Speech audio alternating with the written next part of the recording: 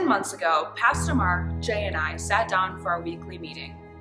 Pastor Mark said we need to have a plan for when this coronavirus comes to Peoria. And I laughed. Pastor Mark, I said, this thing is across the entire world. It's never going to come here to Peoria. This will not affect our lives at all. Boy, was I wrong.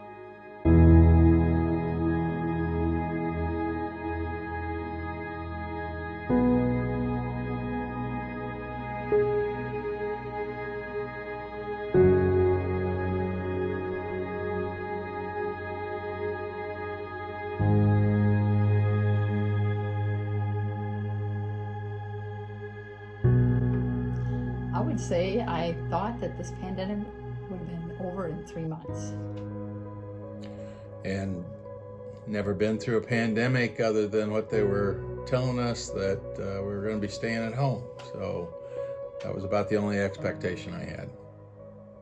Thought it was going to be short and just not that long. And now it's been 8 months and we're doing school online. Mm-hmm. You were hoping to go right back to school. Yeah, and your other activities, but it's been a while. Okay. We were supposed to go to Guatemala in July, but because of the pandemic, obviously that was all up in the air, and then it turned out we couldn't go. 2020. What a year, right? What a way to start the new decade.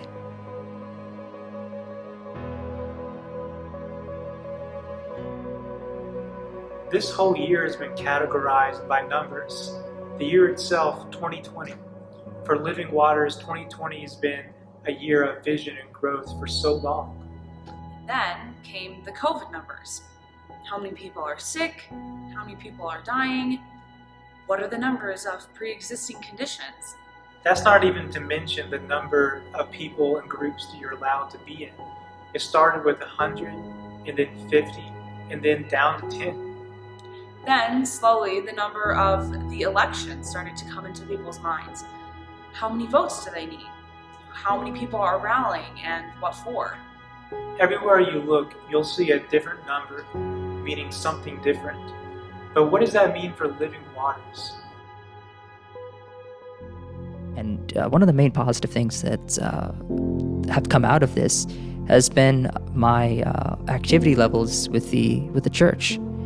What really hit me the most was the amount of missions that we have at our church and the amount of outreach that we have. The people at Living Waters have really stepped up, even though we weren't there.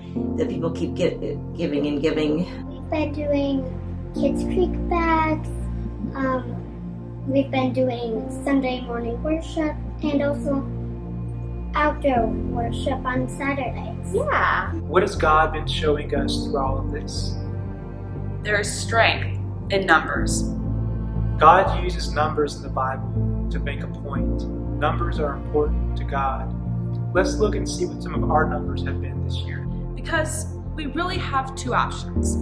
Either we decide that church is closed, and it has been for 9 months, or we see that God is moving through this congregation, and He's using this pandemic to show glory to Himself.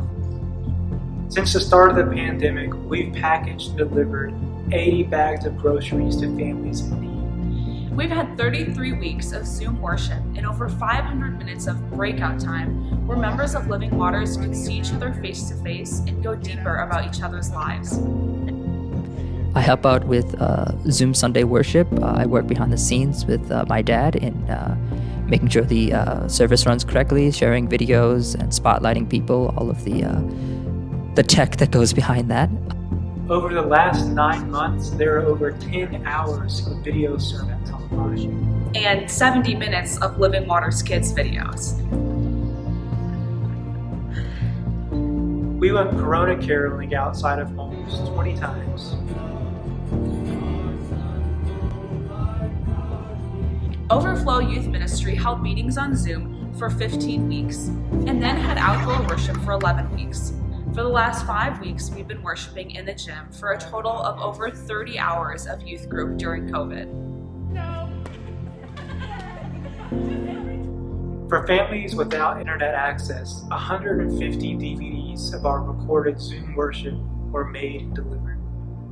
A virtual refugee walk was held and was viewed on Facebook by over 600 people, raising over $1,000. The walk was something I kind of kept pushing off, and over, God really told me it's His, not ours. 7 different Bible studies and groups met online during COVID, totaling 50 people who had participated in at least one of those groups. And I've been doing a Monday night Bible study on Zoom, which has been great. 46 quilts were constructed by the quilting ladies throughout these last 9 months and were sent to people across the world. Outdoor worship began in July, and we saw about 75 people for each of our 10 worship services. This past month, 80 shoeboxes were collected for Operation Christmas Child and will be sent to children across the world in time for Christmas. One thing that's been great is the extra family time. Yeah. Just being able to pour into our girls, doing homeschooling. We've been able to do some Bible lessons in the mornings. We don't take it for granted. We don't take for granted that, before it was just like you could go to church whenever, see the people you loved whenever, but now that you can't, you just realize you shouldn't take those things for granted.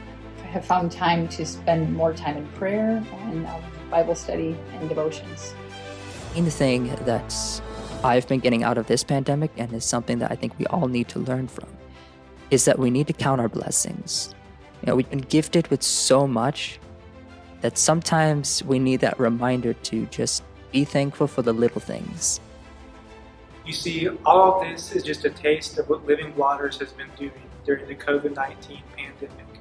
And our church is alive and well, but I think it's time. It's time for a regathering of the people. Because we work best when we're working together to glorify God. We have to show up, whether it's in person, socially distanced, or online. There's strength in our numbers. So are you ready for the regathering? Nice. Yeah. All right. Good luck editing that.